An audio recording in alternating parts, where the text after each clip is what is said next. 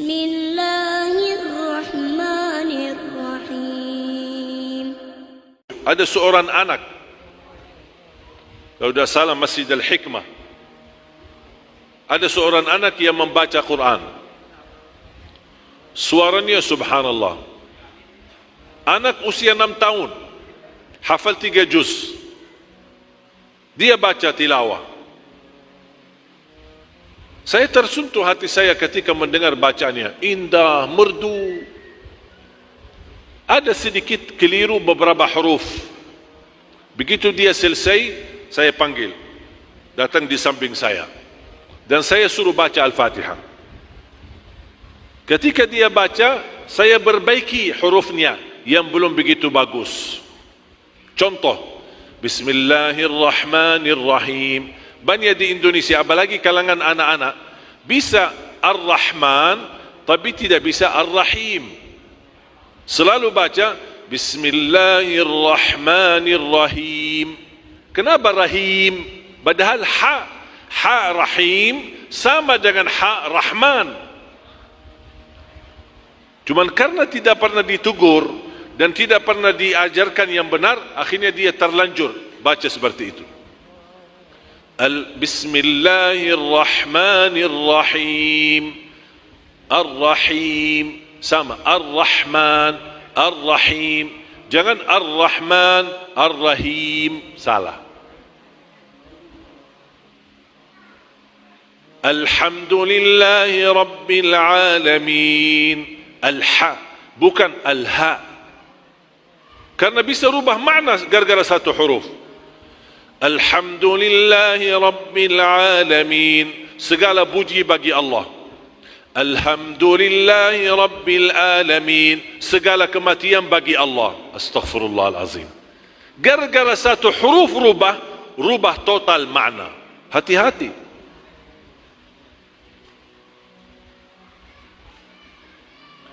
Dan ketika kita ajarkan yang benar, pasti akan lidah kita jadi terbiasa. Jadi kita sepakat ya, Al-Quran bukan susah, tapi kami belum terbiasa. Makanya itu yang kami ajarkan, yang kami perhatikan metode Madinah, yang saya tanamkan dan syiarkan di Indonesia, metode Madinah. Ada 5 tahap. Tahap pertama, memperbaiki huruf. Karena terutama huruf. A bukan A. A'udhu, salah. A'udhu, ukurannya 2 jari, masukin mulut, jangan gigit. A, coba kalau lebar sedikit. A, beda enggak suara? Berarti ada yang salah. Di situ kita belajar huruf. A'udhu, A'udhu. Dasar memperbaiki bacaan mulai dari huruf. Ka, Iyaka. Saya sering mendengar orang baca Iyaka, padahal Iyaka. Coba senyum. Ka, Ka, Ka, Ka, Ka, Ka. Makanya kalau baca Quran jangan marah. Kalau marah rubah hurufnya. Ka, Ka. Beda enggak? Beda. Berarti ada yang salah. Karena setiap satu huruf memiliki suara, bunyi. Bunyinya yang pas. Kalau berubah bunyi suaranya, berarti ada yang salah. Bisa salah gara-gara gerakan mulutnya. Karena boleh gerakan mulut kalau ada 4 huruf. Bibirnya yang berhubungan dengan bibir ada 4 huruf. Ba, waw, mim, fa. Ba, waw, mim, fa. Ini 4 huruf boleh gerakan bibir. Selain 4 huruf tidak boleh. Contoh, Ar-Rahman tidak boleh. Ar-Rahman, Ar-Rahmanir, Ar-Rahmanir. Kenapa? Ini bukan ba, bukan waw, bukan mim, bukan fa. Ra, ar, bukan ar. Supaya sebagai latihan, ini 2 jari. Tahan bibirnya. Kalau masih dia bergerak, diam. Ajar dia. Jangan lepas. Salah. A'udzu billahi minasy syaitan. Gerak enggak bibir saya? Enggak kan? Syaitan. A'udzu billahi minasy syaitan. Langsung rubah suara hurufnya. Berarti ada yang salah.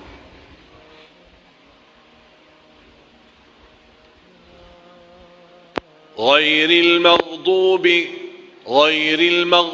Kadang-kadang saya mendengar suara, apalagi yang bagus seperti qari'ah. Tapi kadang-kadang saya pusing kepala saya karena terlalu banyak moyong gerakan bibirnya. Siratal ladzina an'amta 'alaihim ghairil maghdubi 'alaihim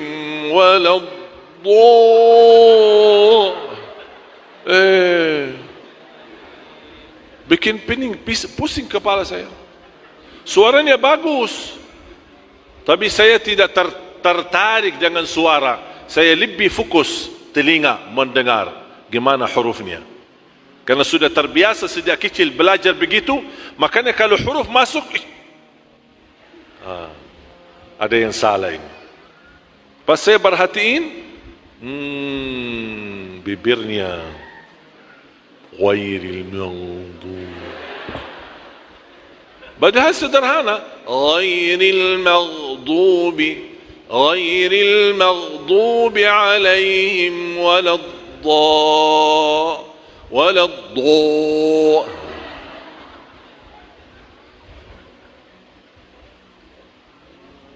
Apalagi bacaan imam, siratal ladzina an'amta 'alaihim ghairil maghdubi 'alaihim waladdallin. Ganti imam, langsung cabut, panggil pak polisi, tolong pak ini cabut imam, ganti imam. Tak begitu bacaan Al-Fatihah, sederhana. Termasuk ketika ajarin anak-anak kita, jangan ajarin dengan cara yang mengarit-ngarit ayatnya atau hurufnya. Itu sering saya mendengar, apalagi ada aplikasi video di YouTube atau di Instagram. Saya perhatikan ada orang tua menajari anaknya. Nah, ayo ikuti bapa nak. Bismillahirrahmanirrahim. Alhamdulillahi hirabbil kacau. Tak boleh ajarin seperti itu. Ajarin walaupun dia anak kecil, ajarin begini, Bismillahirrahmanirrahim. Ayo adik, Bismillahirrahmanirrahim. Jangan mengarit-ngarit ayatnya, nanti akan terbawa sampai jadi tua. Makanya kadang-kadang kita dengar suara nenek-nenek kita, Bismillahirrahmanirrahim. Yasin wal Qur'anil Hakim. Betul tak?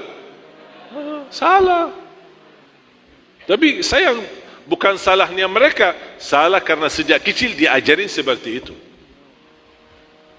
Berubah kebiasaan mengajarkan anak Bismillahi, jangan Bismillah. Makanya kadang-kadang kalau suruh anak ngaji, terus awal mulai A'udhu, dia sebenarnya dari ucapan Assalamualaikum sudah salah. Assalamualaikum warahmatullahi wabarakatuh. Udah salah. Assalamualaikum warahmatullahi wabarakatuh. Kenapa ngarit-ngarit hurufnya? Apalagi pas baca. Ayo nak, baca. A'udzu bil. Jadi yang pendek jadi panjang, justru yang panjang jadi pendek. Kebalik. Tapi cuba kalau kita ajarin a'udzu billahi, a'udzu billahi, a'udzu billahi.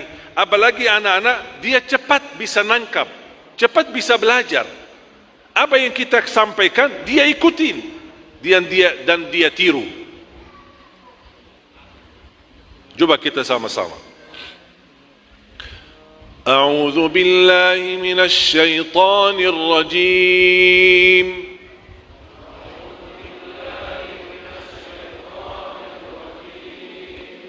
Bismillahirrahmanirrahim.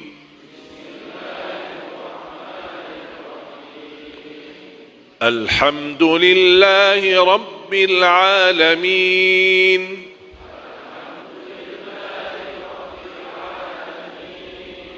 Ar-Rahmanir Rahim. Maliki yaumiddin. Nah, di sini kan ada waw, ada hubungan dengan bibir. Maliki yaumiddin. Jangan jadi lemas. Maliki yaumiddin. Maliki yaumiddin. Mana wawnya? Pas giliran gerakan bibirnya malah enggak. Maliki yaumiddin. Iyyaka na'budu wa iyyaka nasta'in.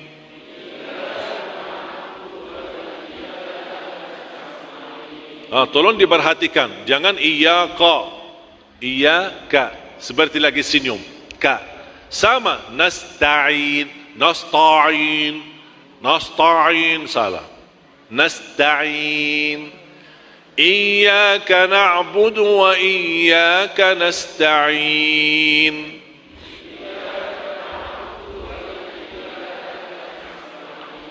Ihdinas siratal mustaqim. صراط الذين أنعمت عليهم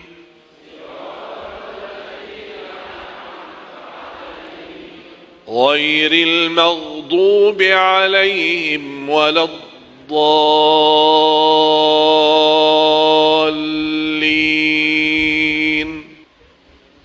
Habis belajar huruf, kita perbaiki bacaan. Ini tahap kedua. Karena saya yakin kalau sudah bisa belajar huruf, sangat mudah membaca. Apalagi untuk mengenal huruf. Baru masuk ke tahap ketiga, menindahkan suara. Latihan bagaimana menjadikan suara kita lebih bagus. Ada ilmunya. Tapi ini coba lihat, keindahan suara tahap ketiga, bukan tahap pertama. Sekarang banyak orang terpengaruhi suara, makanya dia latihan suara.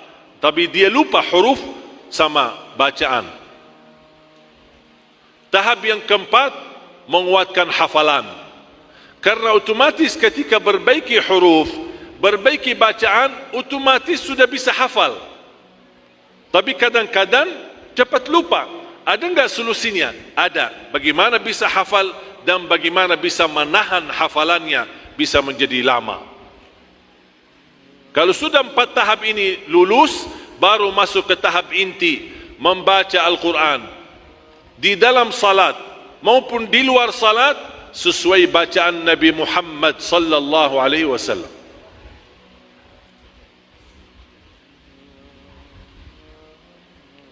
Seperti bacaan Nabi Muhammad. Ada orang bertanya, iman kita bisa baca Quran seperti Nabi Muhammad? Sangat bisa. Dan ini kelebihan Islam. Ada sesuatu di dalam Islam tidak dimiliki oleh agama manapun. Tidak ada dimiliki agama manapun. Hanya ada di Islam. Apa itu? Ilmu ijazah. Tidak ada ijazah Taurat. Tidak ada ijazah Injil. Tapi ada ijazah Quran. ada ijazah hadis, ada ijazah tasbih, ada ijazah zikir, ada ijazah ilmu, ada ijazah fikih. Semuanya ada ijazah ni. Bukan hanya ijazah lisan. Kadang-kadang kita bertemu guru, mohon ijazahnya amalan ini. Betul kan? Ada ijazah lisan langsung dari guru, ada ijazah tulisan, diberikan tulisan sebagai ijazah. Namanya sanad.